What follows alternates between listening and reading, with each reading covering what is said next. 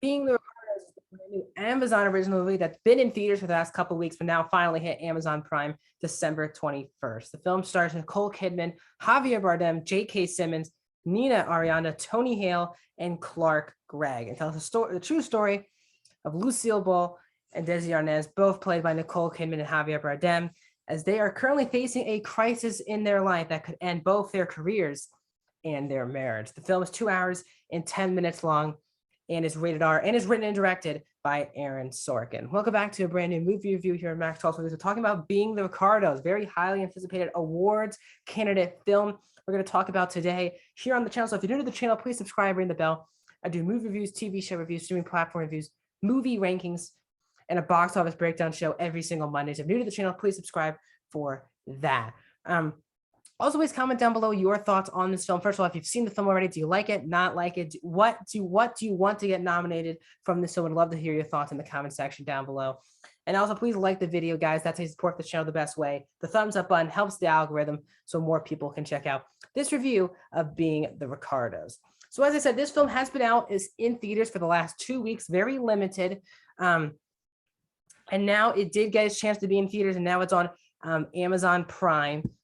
And I was very excited for this film. Obviously, Aaron Sorkin is not a director that I particularly enjoy, but obviously he's arguably the best screenplay writer of the last 20 years. Obviously coming off a nominations last year for Trial of the Chicago 7. Last year, he also directed Molly's Game. So it's really third directorial stuff. I really like both those films, but his direction for me hasn't really come with that great. It really is the screenplay and the actors, which you can kind of say again for this film. Let's first have my positive, my negative, then my score. So the first positive are that the performances are truly great in this movie, really from start to finish. Everyone's really fantastic in their roles. Obviously, it's the two of them that have to be the main contributors for this film. Obviously, all the attention has gone to Nicole Kidman for playing the Lucille Ball in this film.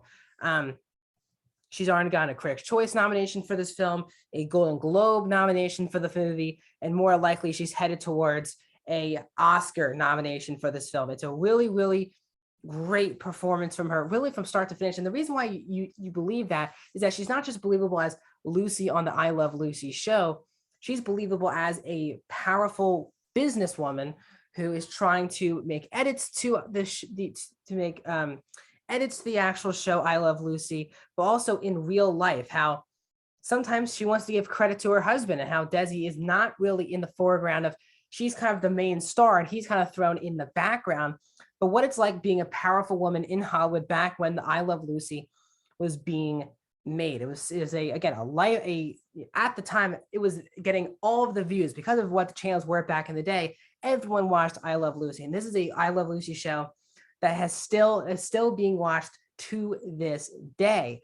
But again, this is really not about I Love Lucy. You obviously get multiple scenes of them shooting I Love Lucy, talking about the show, but it's really about the true lives of Lucille Ball and Desi Arnaz, their ins and outs of their relationship. They're both accused of things that could really damage their life if found true by the public. And that's what the film is about. But Nicole Kidman is so good in this film. But I think the best performance, in my opinion, on the entire film is Javier Bardem playing Desi Arnaz.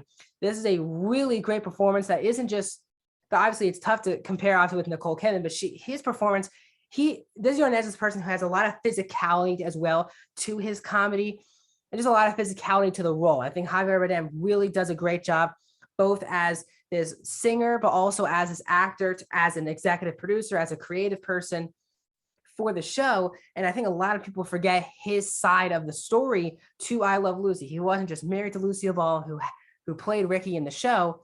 He had a lot more to do behind the scenes. And while obviously there wouldn't be a show without Lucille Ball, there wouldn't be a show without Desi Arnaz. And they thought they did a great job making that clear. Their chemistry is really off the charts, and it really gets elevated by really good dialogue from Aaron Sorkin that makes them play off each other really, really well. J.K. Simmons is also really good in his very small role. I also thought playing Vivian, Nina Arianda, who's known for Broadway, she gives a really good performance as Viv in the film, and her friendship with Lucille is really, really good. There's one big fight scene that they have in Vivian's dressing room. It's a really, really great scene from both Kidman and Ariana. Nice to see Tony Hale get a chance to be not just a funny guy, he's playing really the showrunner of I Love Lucy in the film. And nice to see Clark Gregg also getting some more work. He plays one of the people from CBS who is trying to tell basically Desi and Lucille what they can and cannot do. As I said, the actual chippiness and the actual dialogue and the banter between the characters is really, really strong. Obviously, from a Sorkin film, you kind of expect that, especially how quick everyone says things. But the actual banter between the characters is really great, especially when you get to the actual table reads in the film of I Love Lucy. There's some really great dialogue from the film used in the film that you get, all the writers, all the directors, all the actors. I think it's really smart the way Sorkin writes those types of scenes. Again, it looks good because it's in the 1930s. They really do bring that out, especially in the tapings of I Love Lucy. But it also gives you a good combined Hergen of what it was, what television was that long ago, and what television has really become today, and how that just wasn't what it was back in the day. 60 million people watching this show every single Monday through Monday or Friday, whenever the show came out, is insane when you look about what TV is like today and how that just doesn't happen. How revolutionary this show has been for so long. But we've been in some of the negatives though, and I'm really shocked. I am very disappointed at this film. This is a bad movie. It's definitely not a bad movie, but for me, I expected a lot more from this movie. And there's kind of two main reasons why this film just isn't great, in my opinion. One is that the direction is just so bland in the movie. It just doesn't feel like is the movie well made? It's well made. Is it well shot? I guess it's well shot. But there's just nothing unique to the direction of the film. It's just shot in the exact way you would think it's shot. And this has been my biggest issue with Sorkin, his 3 directorial films, is that I do think that actually Molly's Game does have that directorial flair that I think was a good sign for him. And I think that's his best film. But even Trial last year, if it's just some bland direction, you can kind of feel that if there's a couple other directorial choices that could have been made to really just elevate the scenes. They just feel like someone had a camera and just shot the movie. It just doesn't feel that grand to it, and especially this story that is spanning a lot of years, is spanning one of the most revolutionary TV shows. You can't just get away from that by just shooting, getting the production design is really good, but that just doesn't come from the direction. Sorkin just is not a great director.